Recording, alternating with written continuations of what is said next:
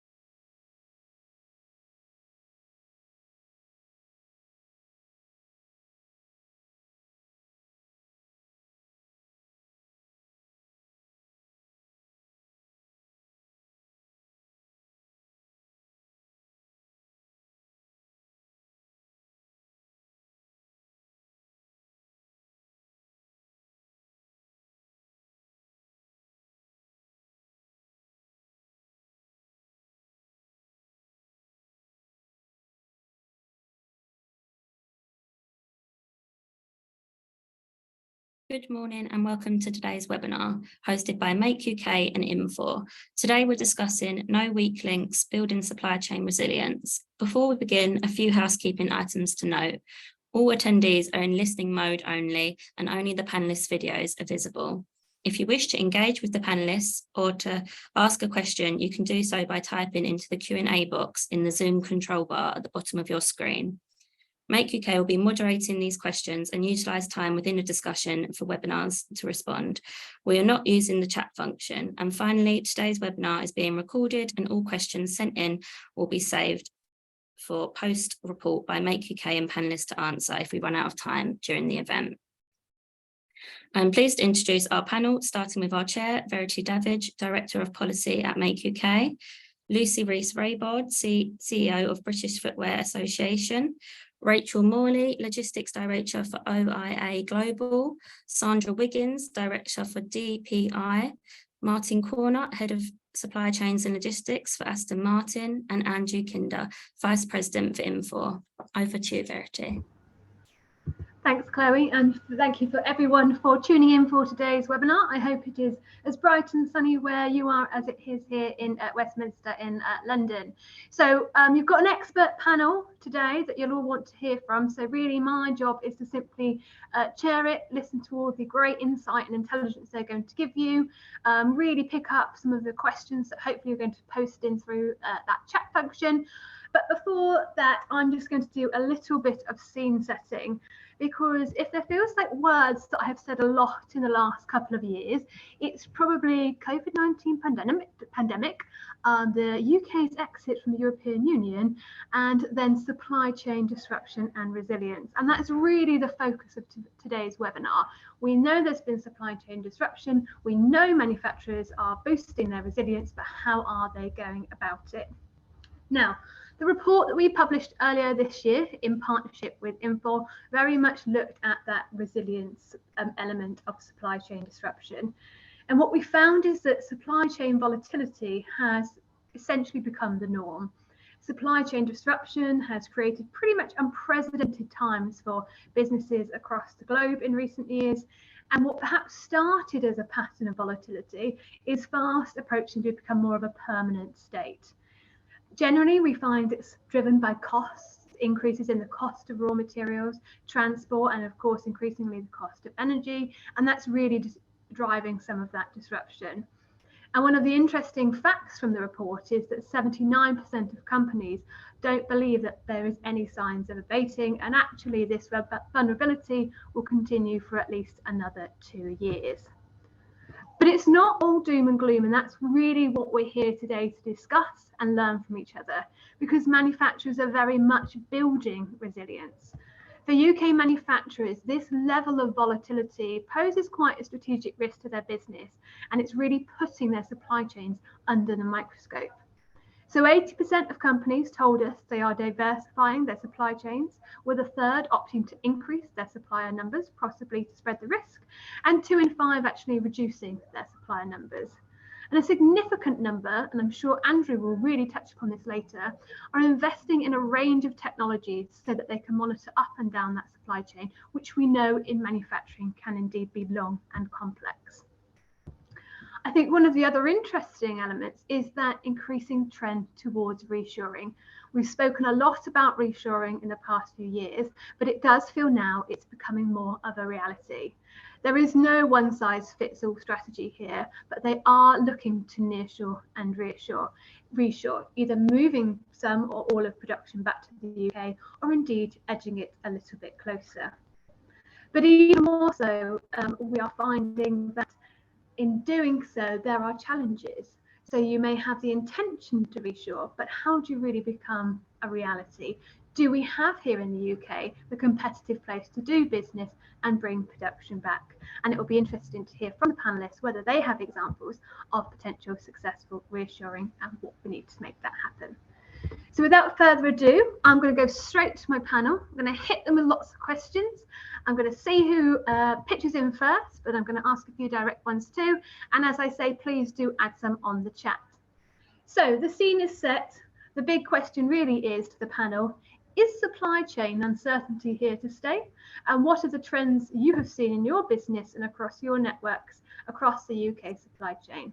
So perhaps I can kick off with Rachel. Thank you, Verity, and thank you for including me today, and welcome to everybody on the call. So to answer your immediate question, is supply chain uncertainty here to stay? I would really like to say no. I'd really like to say that what we've all experienced in the past 3 years has been ultimately so extreme. All the things you said, Verity, COVID, the EU exit.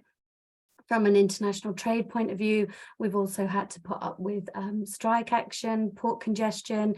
Everybody will recall the ship, the Ever Given, that got stuck in the Suez Canal, which was just another frustration that came on top of everything else we were experiencing.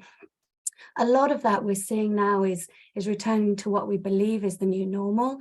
The price rates that you saw go up have come down just as quickly, and I hope everybody's taking advantage of that and enjoying the benefits of that. So is it here to stay?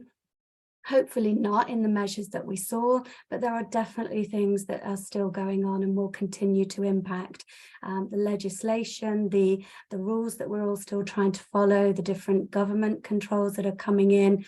We'll talk about sustainability and the green issues later, but all of that will continue to impact. And I think what we've seen is COVID certainly highlighted the reliance on the Far East. All the stakeholders involved, including manufacturers, carriers, airlines, freight forwarding, which is where I sit, we all learned valuable lessons from that. And I think what we're now seeing is different ideas for shippers and importers.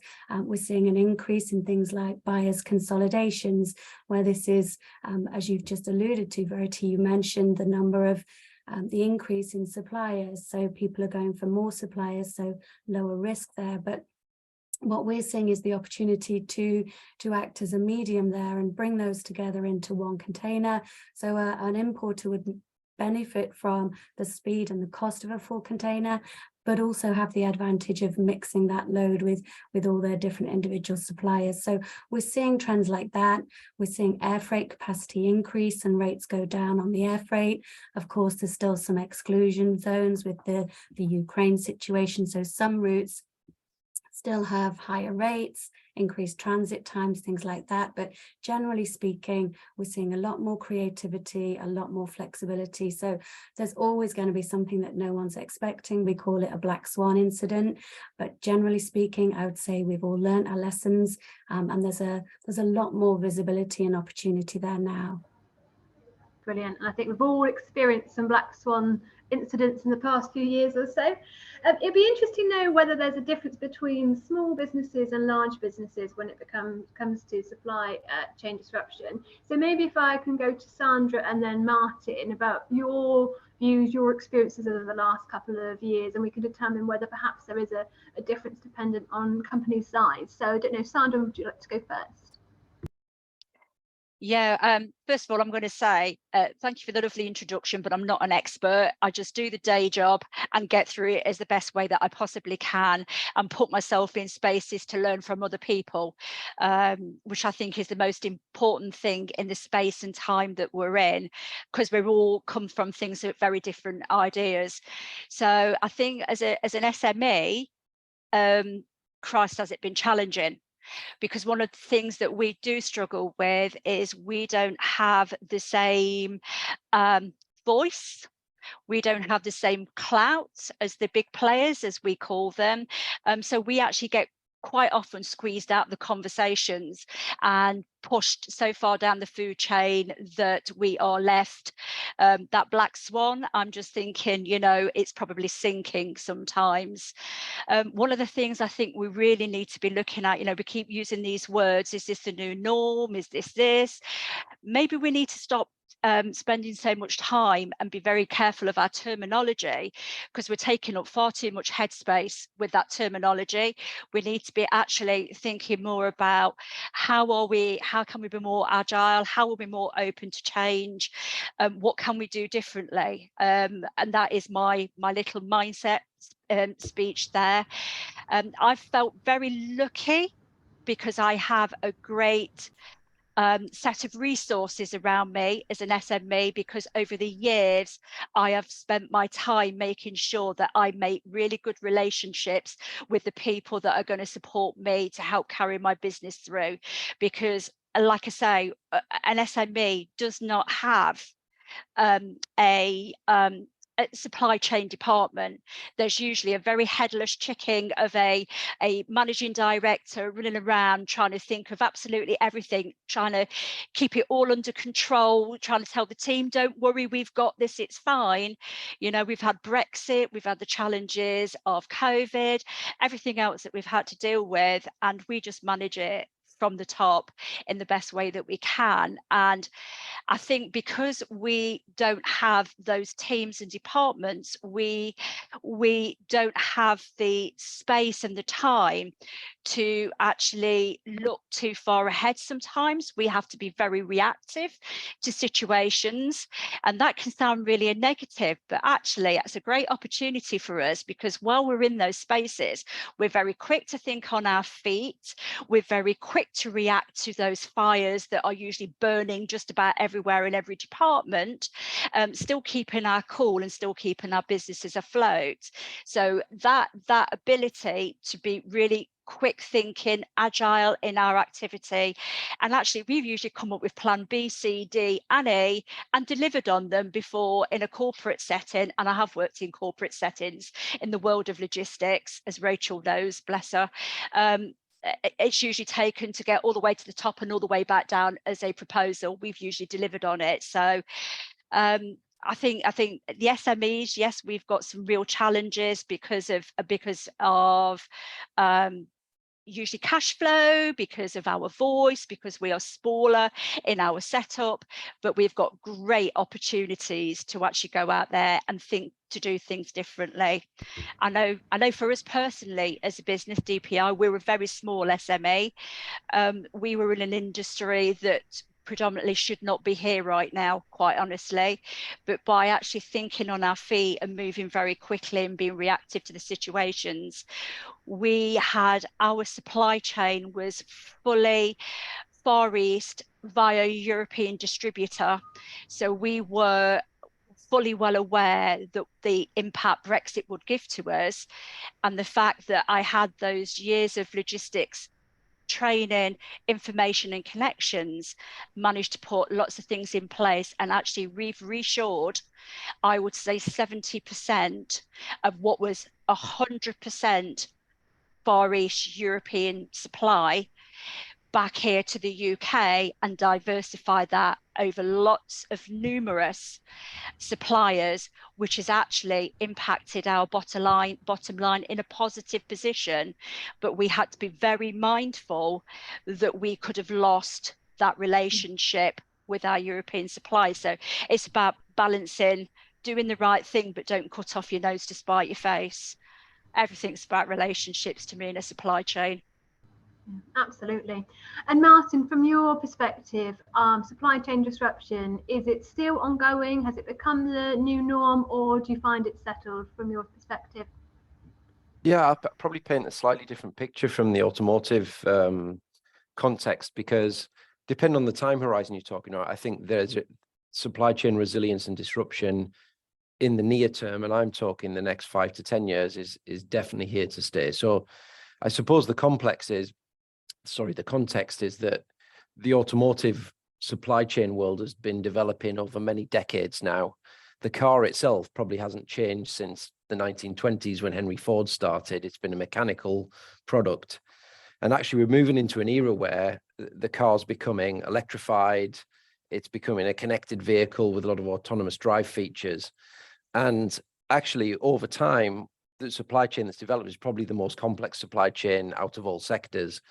Heavily globalized. A car has somewhere between 6,000 to 15,000 individual parts, which configure together with a very multi-layered and multi-tiered raw material and component second and third tier supply chain. And the traditional context of the car industry is we've had stable capacity, stable global footprints, mainly mechanical parts, a first tier relationship, which has been very master and servant, the automotive companies, the masters, the suppliers are the servants. And I think the developments into this sort of more electrified technical space, alongside some of this disruption we had, have really shown the automotive world that actually, we need to be much more involved in mapping out the value chain through the second and the third tiers, so that when something like the semiconductor crisis happens, we actually have more of a handle on how does that flow through into our ability to build cars. Prior to joining Aston a year ago, I was with Volvo Cars as head of global supply chain then, and every single week we were having to modify our global production build by 6,000 cars. So we were cutting 6,000 cars out the build and deciding the 12,000 cars that were left, what we were going to build, and it was changing every week. So I think that instability will continue, and why it will continue is actually we're now competing for space with Apple and Sony and these sort of people for these sort of, let's call it technology components, where traditionally the car industry has had mechanical suppliers who deliver what we need in a very just-in-time, stable way. So this sort of transformation of the product and movement into a different space, at the same time as I think high competition for the raw materials that are going to build up the electrification story for the automotive industry, means that we have a huge challenge coming in the coming years. Overlay that with, I'd say, a global supply chain rather than a nearshored supply chain, and overlay, if you're talking UK supply chains, I think very challenging circumstances for all the UK automotive companies because of Brexit and the barriers we've put up to trade. So you've got the simple things like the non-tariff barriers, customs delays. I think the challenges in the transport sector to actually encourage business to come to the UK. But other than that, actually, it's more to do with the EU, for example, will become a powerhouse in AI. It's nearshoring semiconductor production. And now the UK is a little bit out on a limb. We're not in that club anymore. So I think I'll finish there for the moment, but I do see, in terms of supply chain stability and resilience for the car industry, lots of disruption in the next 5 to 10 years. Thanks, Martin. And Lucy, obviously you represent kind of, British footwear, but that in itself is quite broad in terms of your membership. So are there any specific or different trends that you have been seeing? Yeah, it's actually really interesting listening to what everybody said this morning, and very much we're representing everybody from UK manufacturers to those doing massive imports from China, India and Vietnam, amongst others. And actually, I've just come back from an international exhibition, and I would agree wholeheartedly with Martin. The supply chain is going to continue to be unstable for our industry, definitely. One of the big challenges is consolidation. And what came out, one interesting fact for everybody, the Americans imported 50% less footwear from China last year than ever before. And the message from the American buyers is they're moving away and looking for new sources for their products. And that actually we've seen from the big brands across Europe. So everybody started getting very excited about nearshoring production.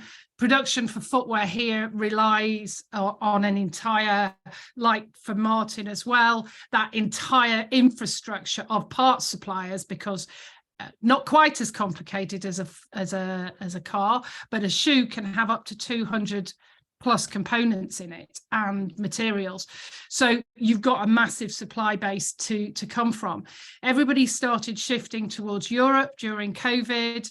Unfortunately, we've then seen a 15 to 20% increase on the materials coming out of Europe, but also big brands like Louis Vuitton and the Reece-Raybould group, literally, and Hermes going across Europe and buying up capacity and actually having those factories sit waiting for them to shift their capacity just so their supply chain is protected. And that's had another impact on us. And then you bring in ESG, and you start analysing the carbon footprint of putting a lot of shoes on a boat in China versus driving them from Turkey into the UK.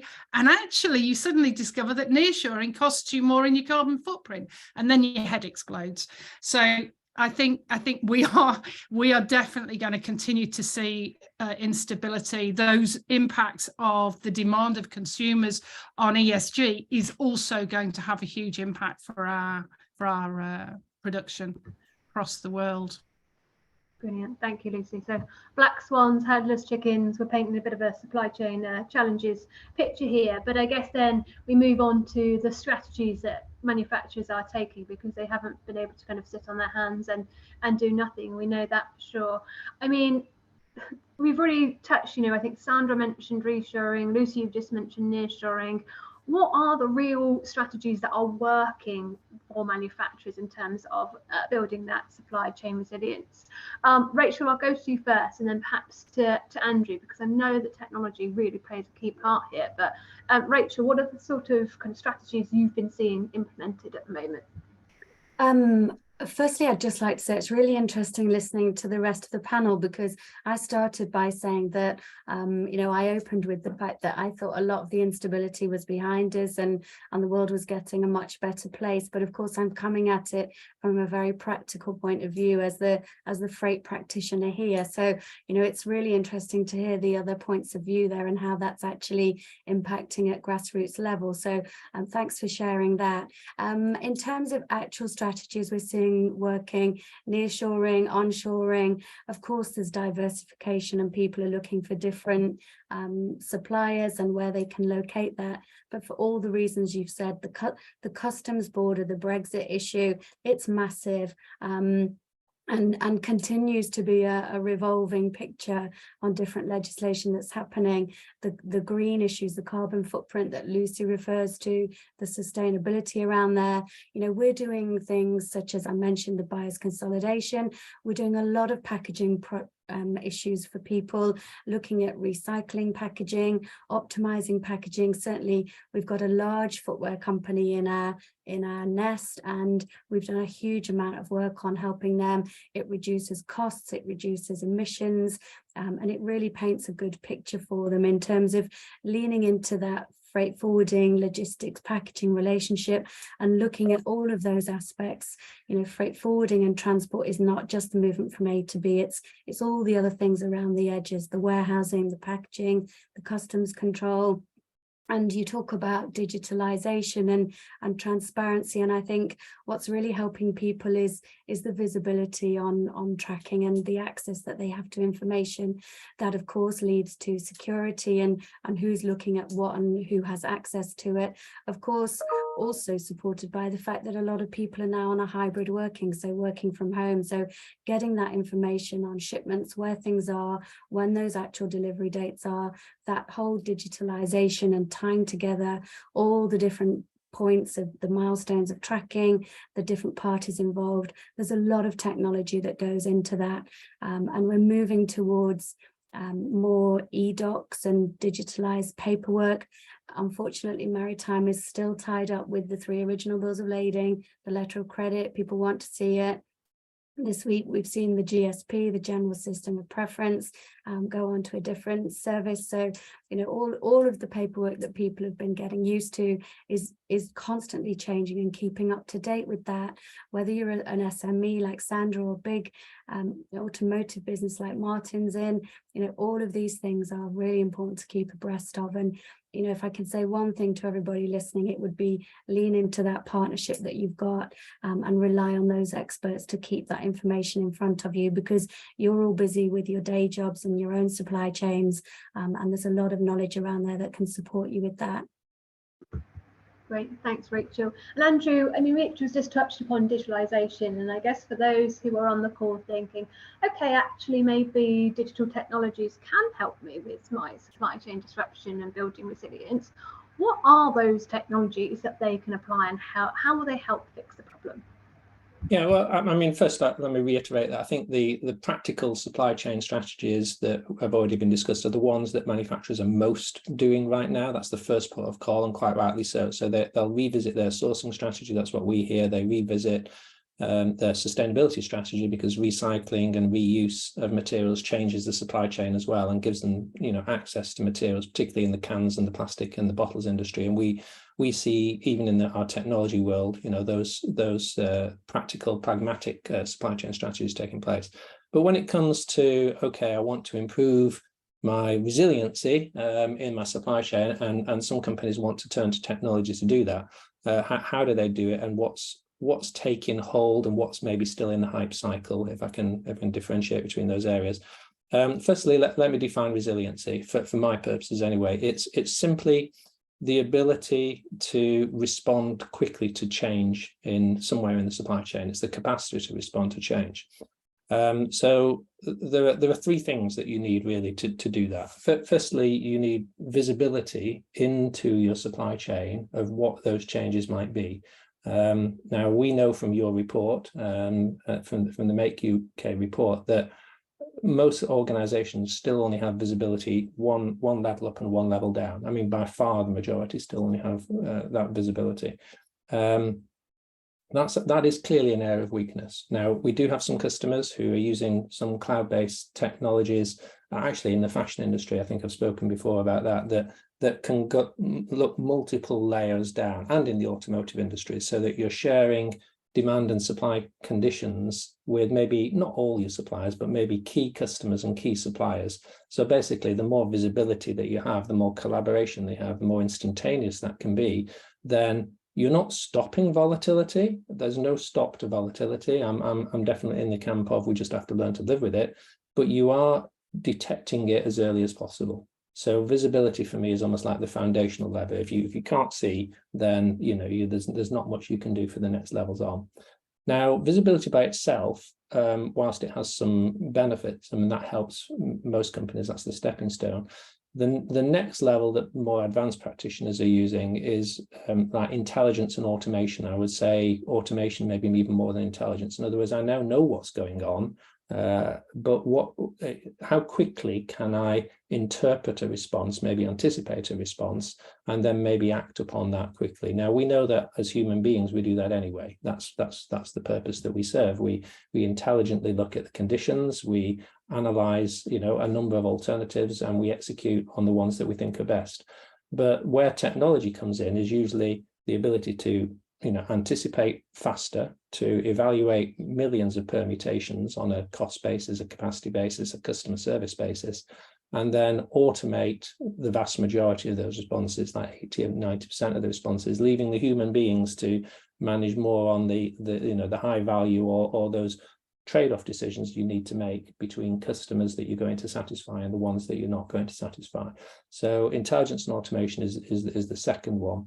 And then the third one is simply the ability to execute that digitally. In other words, execute it fast. So a digital ecosystem. So what's your level of connectivity between you and your key suppliers up and down the supply chain? And that's where we see that's where the technology market is at. And I think most companies that have invested in that direction, their focus of attention is originally on visibility, because you have to have some level of visibility, and where they're currently at right now, I would say, is more the intelligence and the automation. So looking at mechanisms to automate. I'm trying not to use technology jargon, but they use words like robotic process automation, RPA, to take certain decisions that you do repetitively. And of course, can't get through a webinar like this without talking about artificial intelligence, but intelligence based upon your own prior learning of how your company behaves in terms of response to supply chain events. So those are some of the technologies that organizations are either exploring or have done. I think, again, in your survey, it said that 62%, I'm reading it now, plan to build added supply chain resiliency in the next year, and that was up from 45% the previous year. So clearly that's just a response and a reaction to the volatility that's out there in the marketplace. Thanks, Andrew.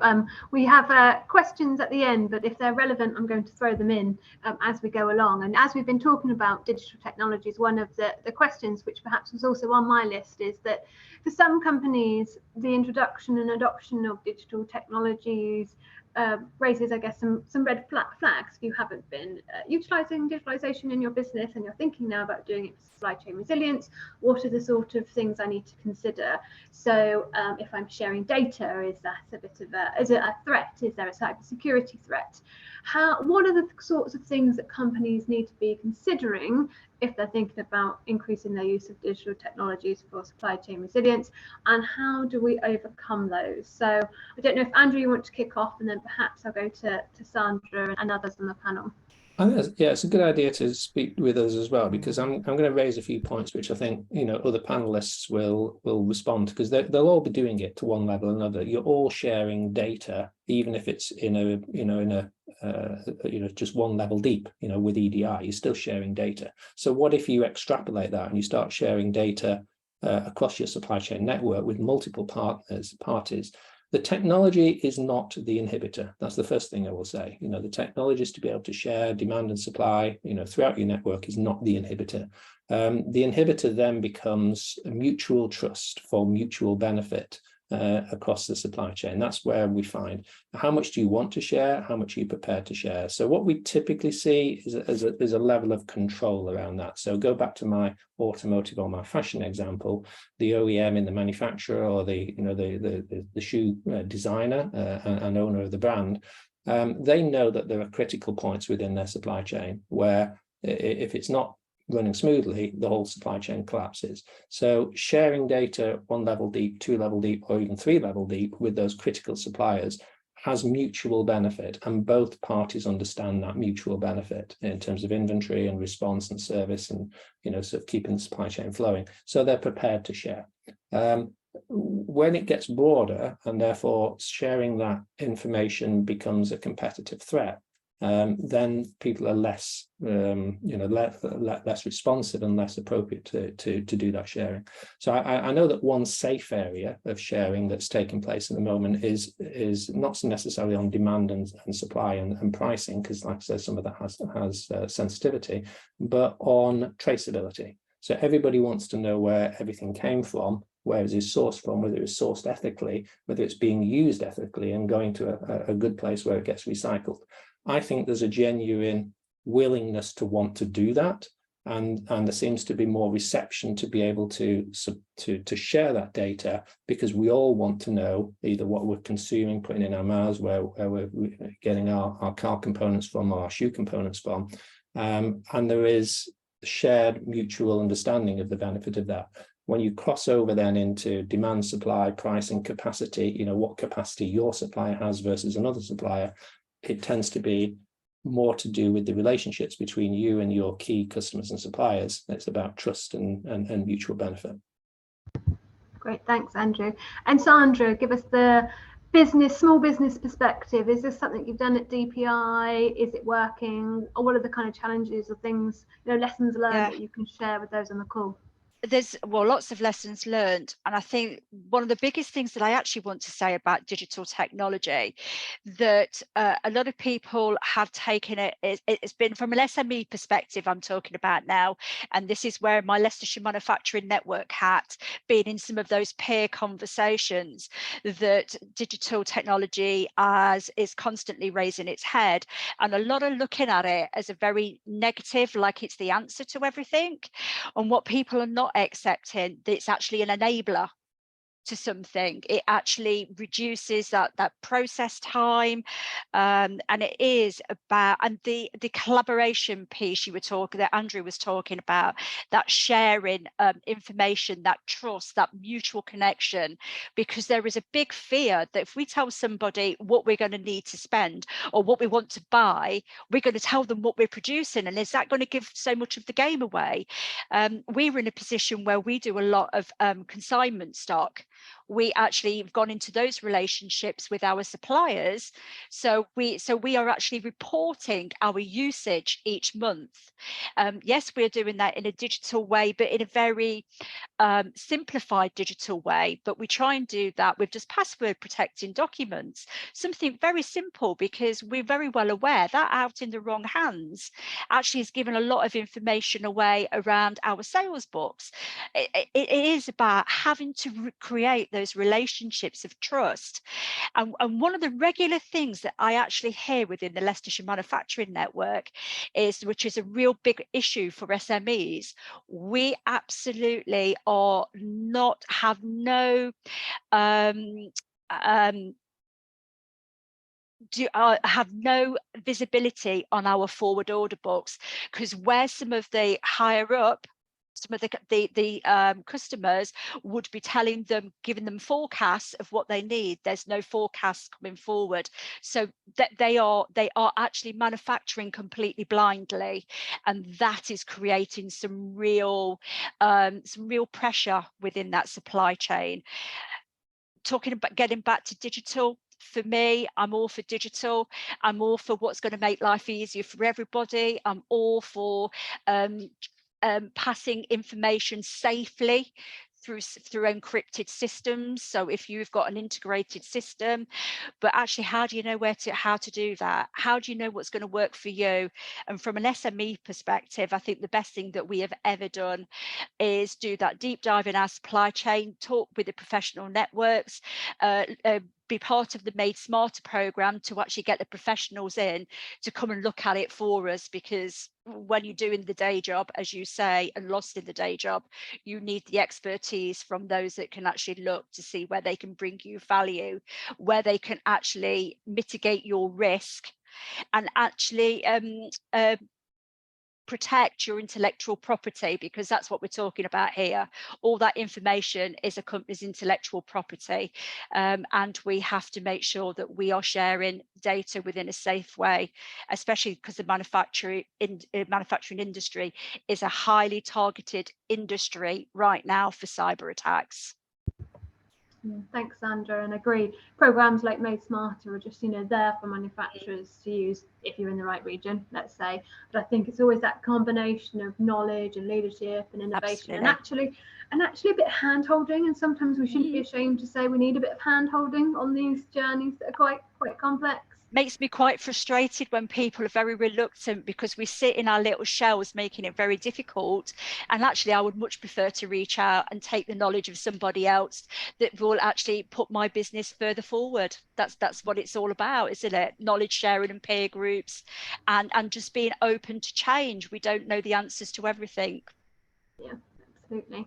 And Martin, in terms of those digital technologies to mitigate supply chain disruption, are there certain technologies that you have found within Aston Martin that are, good for monitoring, looking at potential disruption and how to mitigate that? Is there anything that you would say, actually, these are the kind of the tools, the softwares that companies should be looking to adopt?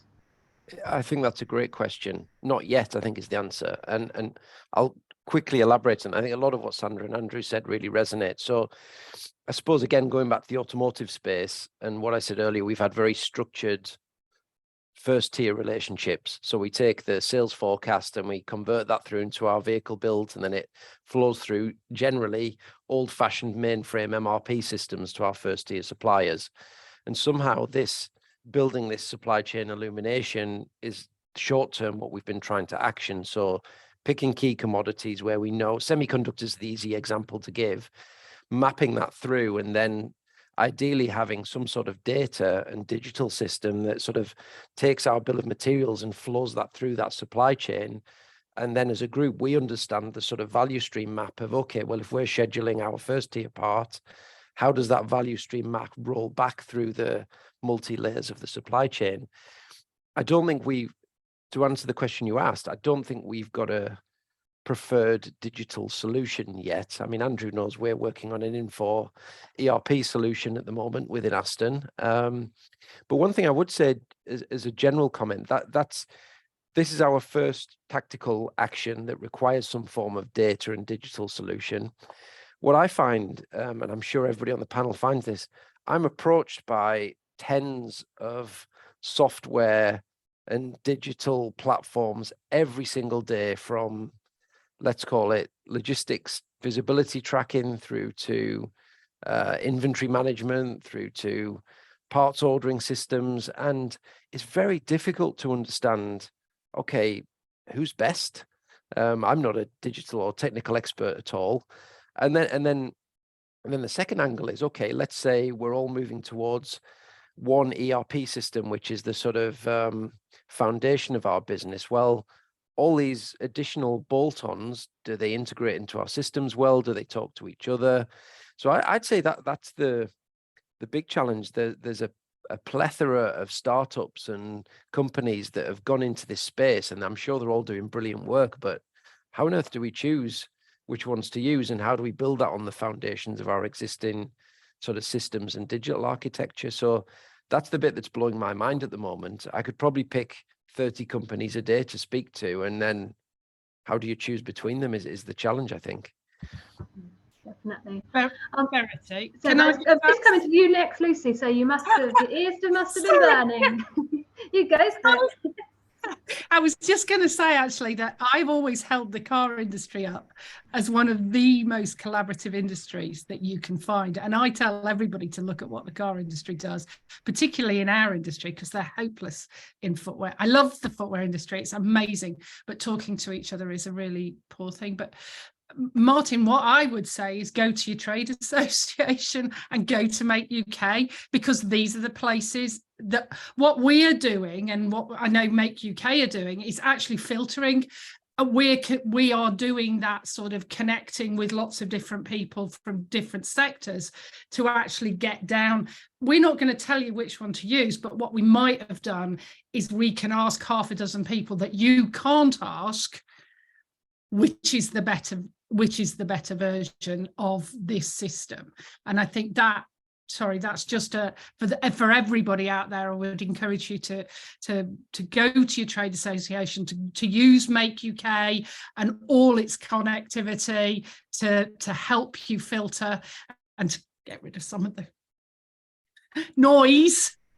And then your car trade association, where, you know, I do this for a lot of my members. They'll ring me and say, what's everybody putting their prices up by this season? I can go and ask everybody individually, what are you putting your prices up, and then come back to them. They can't ask each other because they won't tell the truth. So sorry, that was Verity. I hope that was helpful. Excellent intervention, Lucy. No problem. You can do that anytime. No, I mean, right. Sorry, just Martin, do you want to come back? Yeah, if that's okay. I'm sorry to take up so much space, but I think that's a brilliant point, Lucy. And I think linking it to Rachel's world as well, considering we're all moving general cargo around, I think collaborating in that space and using a data platform to optimize flows in and out of the UK, particularly while we've got pinch points on capacity and delays in and out of the country, is going to be absolutely critical. So common platforms and collaboration within sectors and cross-sector, and then using that to work with our logistics providers and freight forwarders, I think is a really important point, because I hate using this phrase, but UK PLC, we've got a lot of disadvantages we're facing to trade globally today. So in a way, we almost need to pool our resources as effectively as we can together to optimize this going forward. Thank you. I have what I'm going to call quite a big question in the Q&A function that I feel like I'd have to give everyone a significant amount of time to answer, because it's going to open something up big, which is, what do you see as the main barriers to creating a resilient supply chain for UK manufacturing? And what do we need to see, firstly, from government and secondly, from industry to help accelerate the transformation of a global supply chain? So we all agree that we need to build global resilient supply chains. We're thinking about strategies, we're implementing them, digital technologies. I guess the question is, can industry do this alone? Or do we need government to step in? And Martin is so keen to kick off. He's even politely put his virtual hand up. So I'm absolutely going to go to him first. I'm sorry to talk again. I'll say one thing and then everybody jump in. There's an obvious answer here. If you were talking about help from the government, is to rejoin the single market and the customs union as fast as possible. It's as simple as that. People are too scared of the Brexit bogeyman to say this, but actually it's still Brexit. But we're talking about allowing the UK economy to trade freely, encourage direct investment in the country, which has frankly gone off a cliff. If you look at the actual data since 2016, we're at a significant disadvantage in a number of areas. And that's my simple answer. And I'll let everybody elaborate more deeply on more specific examples. But let's start talking openly from industry. That is a fact. And the political angle and the media might not want to talk about this, but UK, if we want to be more effective economically and we all thrive, needs to be in the single market and the customs union. Well, there we go. Martin has raised the bar on how far you can go in terms of what we want from government. So there's ask number one. Lucy, I think I saw you joyfully agreeing with Martin. So I will come to you next. What do you think government could do, should do? What do industry need to get on and do themselves? Well, doing a lot of lobbying as I do, Martin, I hate to say that I don't think government, even the should we change governments, are going to have that conversation at least for another 3 years. And in 3 years' time, and I think we should keep the pressure on governments to have that conversation. I can't see us rejoining the EU, but I do think that we are going to have to. I mean, there's no way that it's across the EU too. You know, I talk to my counterparts across the EU. This is a disaster in both directions. It's not just about us. I think government needs to find a way to listen to industry, and I don't mean big industry. It needs to start coming down to me and Martin and Sandra and hearing what the little people, the people who really make a difference in this country, and I'm sorry, there are some amazing conglomerates, but too often they're the ones shouting and they actually don't need the real help that small businesses need. We need cash to be available. We need to deal with business rates so that retailers stay in business in this country. We need to make money more easily available to help, and we need to be giving businesses who are moving towards ESG much more support in making the investments they have to make to change their businesses. Telling them that actually you can get a discount off your corporation tax if you make investments is actually not delivering real benefit to those people who don't make enough. They need real incentives. That's my piece, but yeah, Martin, I'm right there with you, running alongside with that big banner. You can join them in Westminster Parliament Square if you want. Yeah, I do think maybe we should start a Make UK protest. Thanks, Lucy. Rachel, I will come to you next. What can government do, if anything, or should they be doing anything, or is it up to industry? I don't think it's up to industry. I think it's definitely a double act that has to take place. I'm not going to give any political opinion or answer, but I can say that where we sit now, we have a responsibility to the freight industry to facilitate this and make sure that compliance is well educated and shared with whether it's the SME or the corporate companies. And as a board director at BIFA, which is the Freight Association, you know, we do a lot of lobbying with government. We're embroiled now in the single trade window. You will have seen that IBM and Deloitte have been announced as the IT partners to develop that. So there's all sorts of things coming. And, you know, we talk about supply chain, sharing of knowledge and relationships based on trust. And it's all really based around that safety and security in terms of knowing where product is moving. And you will remember that the big topics that came out of the EU exit were the rules of origin. Can you evidence that? Can you prove establishment in order to confirm who's going on the paperwork? All of that is happening. So I think we, as a freight practitioner, there is a responsibility to just make sure that we're sharing that information, it's getting to the right people, and helping manufacturers and importers as much as possible in terms of making that transition smooth, and anything that we can do to ease that, take away that pain. There's, even if we come up with free trade agreements, there's still got to be a declaration that accompanies that. That means documentation, and it means a cost and a time consideration as well. So these factors are not going to go away very quickly, and we just have to make it as easy as possible to share that information. Thanks, Rachel. And Sandra, your big ask to government, given that's what we are here for at Make UK, to make sure we are putting those to government, what would yours be? Well, you don't really want all my list, because and there's been some very impassioned conversations already that I wholeheartedly agree with. However, my realistic part of myself steps in and goes, doing a U-turn now, which is what it would be for what some of us have asked for. I can't see that happening, but there has got to be more collaboration. There has got to be more the right people around the table. I wholeheartedly agree with Lucy's comment. We are just not government are not talking to the right people. They're actually not even showing manufacturing as a valued industry at all. That needs to be, for God's sake, give us a minister for one thing. Give us somebody who's going to be our voice piece into government. I know Make UK have talked about the industrial strategy.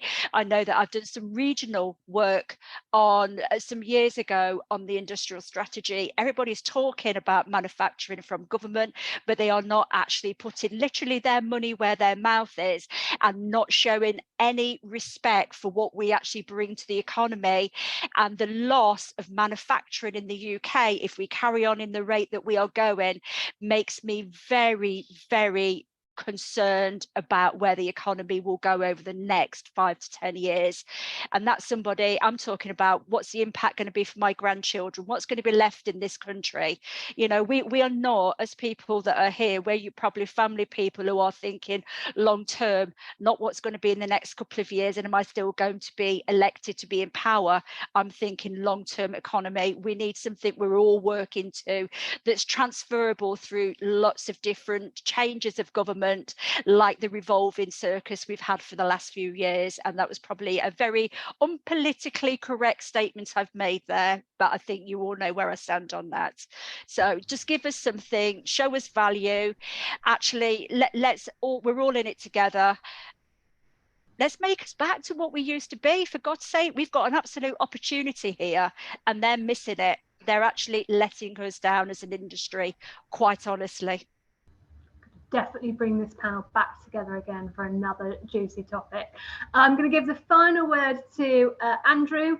Andrew, one thing government could do, or one thing industry could do, end us on a high. Everybody's given a long list for government, so let me try and give an alternative view. I think the leaders that we see outside in manufacturing are not waiting for government. They're not waiting for anybody. They're doing it by themselves. They have the technology, they have the investment, and they will find their way to address the problems, because the problems are big enough that they need to be addressed, and they're sure not going to wait for our government or any government in order to lead the way. Now, having said that, I do think there is a role, if we compare governments, ours, for example, to those in Western Europe, and particularly in Germany, there seems to be, and maybe Make UK can do some more research on this, but there seem to be more investment opportunities to encourage a greater level of understanding, comfort with digital technologies and investment in robotics and new plant and equipment, which provides an advantage and we do know that there's a greater level of automation in the SME type of company in Germany than there is, say, in the UK. So that's something that government could pay attention to. And investments have already been made, of course, by governments through the Catapult network. So if one of the barriers, and I think on page 20, you Make UK had some recommendations talking about establishing advisory services, particularly for SMEs, for digital adoption, because one of the findings there is that one of the biggest inhibitors is just lack of confidence, lack of knowledge, lack of independent advice in how to get started. So, if we could use more of that investment around the catapults to invest more, to at least promote more on the educational side of digitization, then that will help manufacturers understand how they move forward. For those companies that have made an investment in any form of platform digital technologies, and I say this to our customers when I'm stood in front of them, don't wait for me as the vendor to show you the way. The technology can do it. It is your data at the end of the day. It is not my data. I could walk into any manufacturing company and data will be coming out of their ears. And it's got huge amounts of inherent value in that data from the machines and equipment that you've already been investing in for years. It doesn't take much, but it does take some education and some confidence to grab that data and do amazing things with it. And these are 2-week, 3-week, 4-week projects. They're not 9-month projects, 12-month projects. But you can easily see, how your machines are comparing in terms of energy usage. You can easily see whether that energy usage is telling you whether a machine is likely to fail or not. You can easily see whether a particular set of circumstances are leading to greater or less quality defects, which again increase your yield in your company. You can look into your supply chain practices, and you can use your own data to see where the pinch points are in lead times or to delivery. It's your data, just requires mining. So I would say, yeah, don't wait for government to show the way. Government can do some things, of course, and this panel has advocated that. Yeah, the fastest to respond will be the ones that will be the most successful. Thanks, Andrew. Some top tips and passionate pleas from our panelists that we will definitely take away and no doubt pick up in further discussions. I want to take this opportunity to thank everyone for joining today's webinar. I believe the recording will be sent to you all so that you can watch it again, or if you've got colleagues that have missed it, you can watch it, as well as a link to our report. But mostly I'd love to thank our panelists, Andrew, Lucy, Sandra, Martin and Rachel, for giving up their time, sharing with us their expertise. It's been really welcomed and a great discussion. So thank you everybody, and hope you all have a fantastic day. Thank you. Thank you. Thank you. Bye-bye. Bye-bye.